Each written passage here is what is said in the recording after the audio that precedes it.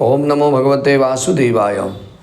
आषाढ़ मास कृष्ण पक्ष की योगिनी नाम की एकादशी के व्रत की कथा। इस कथा को सुनने मात्र से नारायण की कृपा होती है।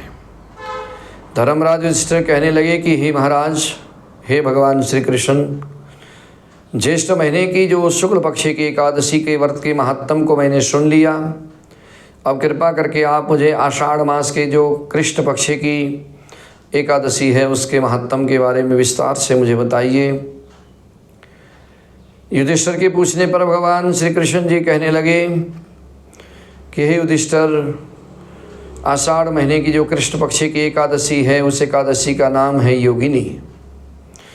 योगिनी नाम की एकादशी बहुत ही पुण्य को देने वाली, बड़ी पावन और पवित्र है। व्रतों में श्रेष्ठ एकादशी का व्रत करने से समस्त पाप नष्ट हो जाते हैं। यह इस लोक में यानी कि पृथ्वी लोक में सुख और समृद्धि को दे करके मुक्ति को देने वाली है। एकादशी के व्रत के प्रभाव से जीवन में सुख मिलता है और अंत में मुक्ति की प्राप्ति होती है। यह तीनों लोकों में प्रसिद्ध है। मैं तुमसे पुराणों की कथा को सुनाना चाहता हूँ, ध्यान से श्रवण करो। भगवान कहने लगे, स्वर्गधाम की अलकापुरी में एक कुबेर नाम के राजा राज किया करते थे। कुबेर भगवान शिव के भक्त थे। भगवान शिव के लिए रोज पुष्प पत्र लाने का काम हेम नाम के माली का था। कुबेर भगवान शंकर की प्रतिदिन प्रातःकाल के समय पूजा किया करते थे और हेम नाम का माली पूजा के लिए पुष्प और पत्र इत्यादि बगीचे से तोड़ करके लाकर दिया करता था पूजा के लिए। एक दिन कुबेर भगवान शंकर के मंदिर में पूजा के लिए बैठे, परंतु जो फूल लेने के लिए गया हुआ था माली वो वापस नहीं आया। बहुत समय बीत गया, वापस क्यों नहीं आया? वो अपने घर जा कर के अपनी स्त्री के साथ बैठ करके रमन करने लगा, बातचीत करने लगा। समय बीतता गया, उसको पता ही नहीं चला कि भगवान शंकर की पूजा के लिए पुष्प लेने के लिए गया था।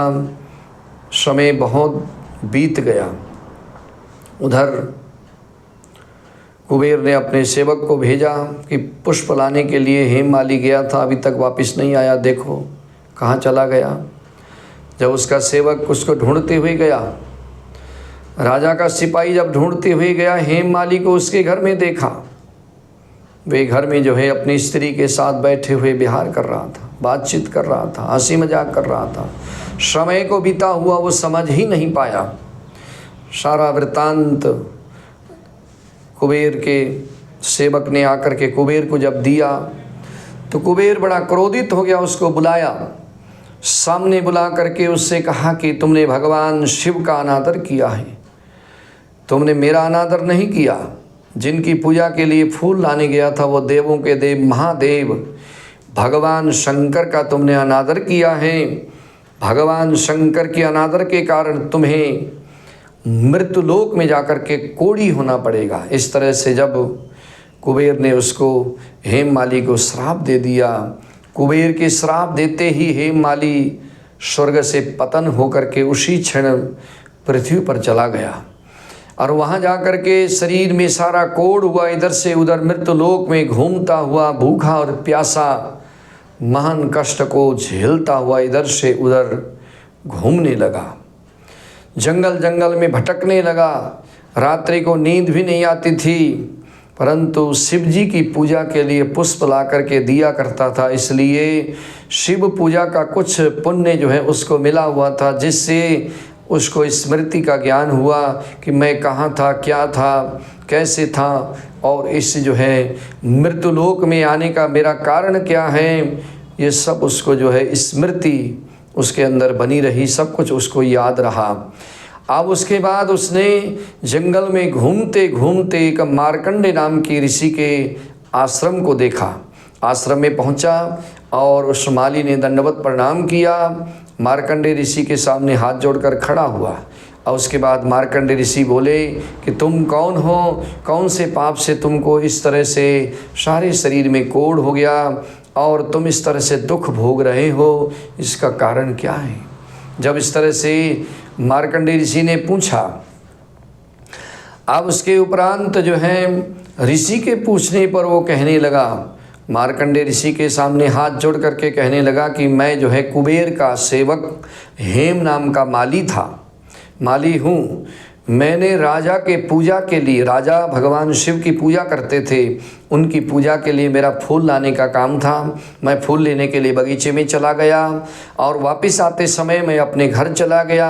अपनी स्त्री के मोह में इतना मैं व्याकुल हुआ कि पूजा का समय बीत गया, राजा को ले जा करके फूल देना मैं भूल गया। इससे जो है जब मैं राजा के पास पहुंचा, राजा ने क्रोधित होकर के मुझे श्राप दिया कि तुम जा करके मृत्युलोक में कोढ़ी होकर के दुख भोगो। तो उसी श्राप के द्वारा मैं यहाँ मृत्युलोक में भटक रहा हूँ, उसी श्राप को भोग रहा हूँ।